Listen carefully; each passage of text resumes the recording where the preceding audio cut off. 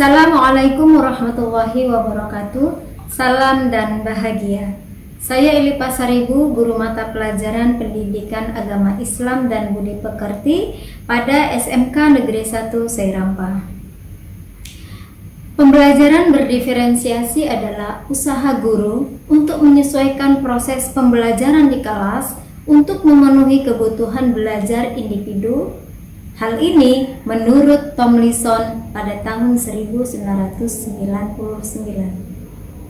Melakukan pembelajaran berdiferensiasi bukanlah berarti bahwa guru harus mengajar dengan 32 cara yang berbeda untuk mengajar 32 orang murid.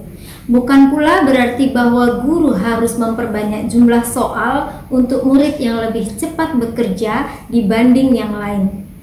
Pembelajaran berdiferensi juga bukan berarti guru harus mengelompokkan yang pintar dengan yang pintar dan yang kurang pintar dengan yang kurang pintar. Bukan pula memberikan tugas yang berbeda untuk setiap anak. Bagaimana kita menerapkan pembelajaran berdiferensiasi ini?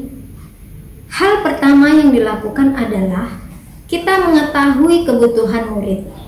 Kita bisa melihat kebutuhan murid berdasarkan 3 aspek, yaitu 1. Kesiapan belajar, 2. Minat murid, dan yang ketiga adalah profil belajar murid. Kesiapan belajar adalah kapasitas untuk mempelajari materi, konsep, atau keterampilan baru. Sebuah tugas yang mempertimbangkan tingkat kesiapan murid akan membawa murid keluar dari zona nyaman mereka dan memberikan mereka tantangan.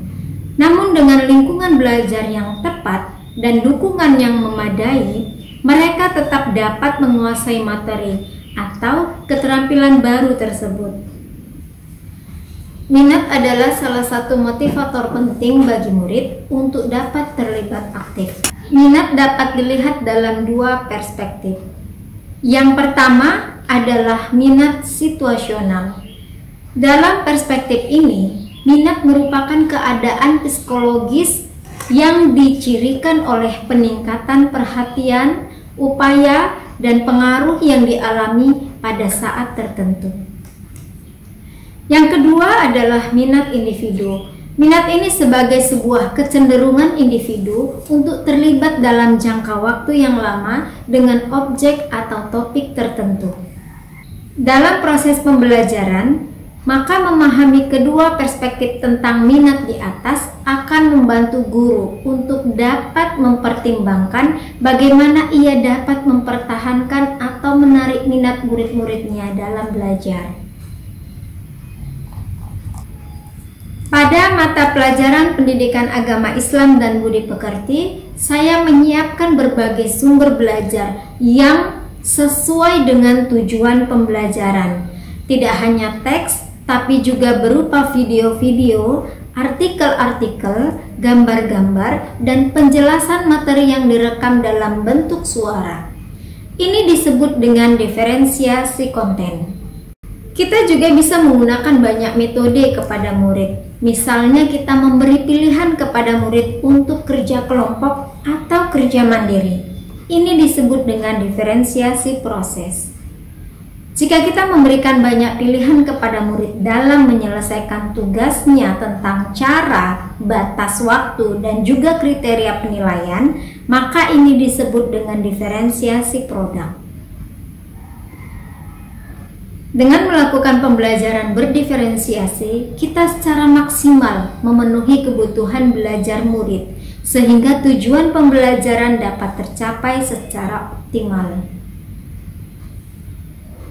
Untuk mendapatkan informasi tentang kebutuhan belajar murid, tidak selalu harus melibatkan sebuah kegiatan yang rumit. Guru yang memperhatikan dengan seksama hasil penilaian formatif, perilaku murid, refleksi murid, dan terbiasa mendengarkan dengan baik murid-muridnya, biasanya akan lebih mudah mengetahui kebutuhan belajar murid-muridnya. Membuat catatan tentang profil murid juga akan sangat membantu guru menyesuaikan proses pembelajaran dengan kebutuhan murid-muridnya. Pembelajaran berdiferensiasi menekankan pembelajaran yang berpihak kepada murid, menjadikan proses belajar menjadi menyenangkan sesuai dengan apa yang menjadi tujuan pembelajaran Ki Hajar Dewantara. Dengan pembelajaran berdiferensiasi, apa yang menjadi kebutuhan murid bisa dipenuhi secara optimal. Demikianlah koneksi antar materi modul 21 calon guru penggerak angkatan 5. Assalamualaikum warahmatullahi wabarakatuh. Salam dan bahagia.